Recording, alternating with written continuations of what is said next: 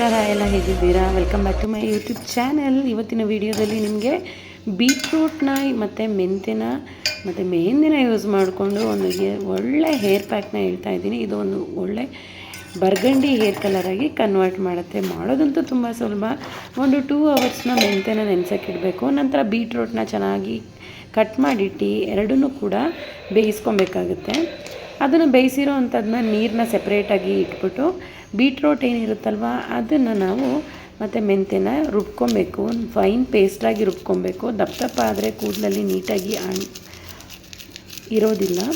ನೂಪುರ್ ಮೆಹಂದಿ ಏನಿರುತ್ತಲ್ಲ ಅದನ್ನು ಒಂದು 1/2 ಪ್ಯಾಕೆಟಷ್ಟು ಹಾಕ್ಕೊಂಡಿದ್ದೀನಿ ನಾನು. ಮತ್ತು 1 ಸ್ಯಾಶೆಟಷ್ಟು ಬ್ರೂ ಕಾಫಿ ಪುಡಿ ಹಾಕ್ಕೊಂಡಿದ್ದೀನಿ.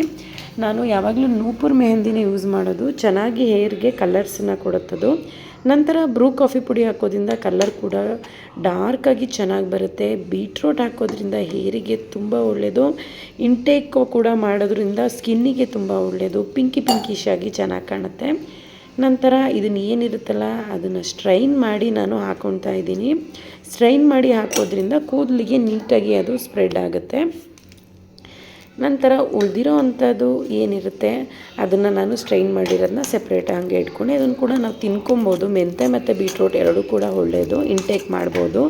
ನೀರನ್ನು ಕೂಡ ನಾನು ಹಂಗೆ ಕುಡ್ಕೊಳ್ತೀನಿ ಅದನ್ನು. ನೆಕ್ಸ್ಟ್ ಇದಕ್ಕೆ ಮೊಸರು ಹಾಕ್ಕೊತಿದ್ದೀನಿ. ಮೊಸರು ಹಾಕೋದ್ರಿಂದ ಕೂದಲು ಫುಲ್ಲು ನಾರಿಷಿಂಗ್ ಆಗಿ ಚೆನ್ನಾಗಿರುತ್ತೆ.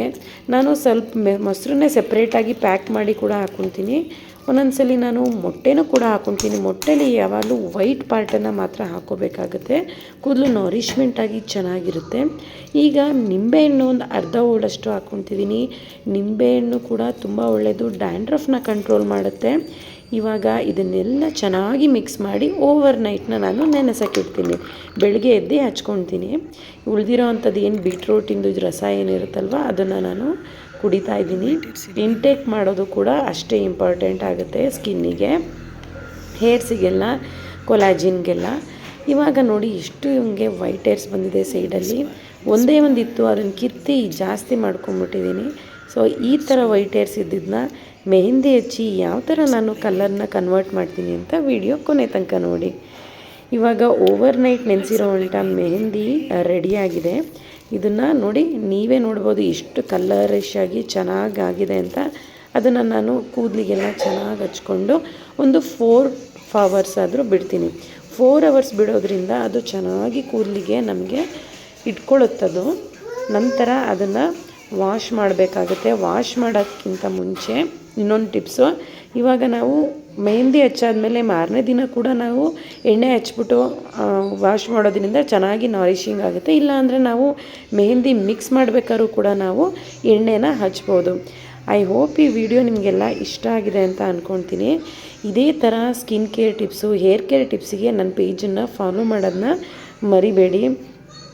ಈ ಥರ ಹೇರ್ ಪ್ಯಾಕ್ ಹಚ್ಚೋದ್ರಿಂದ ತುಂಬ ಒಳ್ಳೆಯದು.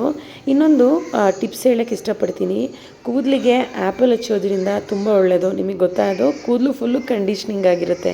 ನನಗೂ ಕೂಡ ಗೊತ್ತಿರಲಿಲ್ಲ, ಬಟ್ ಆದರೆ ಅದನ್ನು ಹಚ್ಚೋದ್ರಿಂದ ತುಂಬ ಒಳ್ಳೆಯದಾಗಿರುತ್ತೆ. ಮತ್ತು ಕೂದಲು ಸ್ಟ್ರೈಟ್ನಿಂಗ್ ಆಗೋದಕ್ಕೆ ನಾನು ಒಂದು ಪ್ಯಾಕನ್ನು ಹಚ್ತೀನಿ. ರೈಸ್ ಇರುತ್ತಲ್ಲ, ರಾತ್ರಿ ಉಳಿದಿರೋ ಅಂಥ ರೈಸ್, ಅದಕ್ಕೆ ಸ್ವಲ್ಪ ಅಲೋವೆರಾ ಜೆಲ್ ಹಾಕ್ಬಿಟ್ಟು ಹಚ್ಚೋದ್ರಿಂದ ಕೂಡ ಚೆನ್ನಾಗಿರುತ್ತೆ.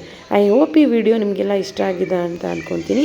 ಸಿಗೋಣ ಮುಂದಿನ ವಿಡಿಯೋದಲ್ಲಿ. Thanks for watching.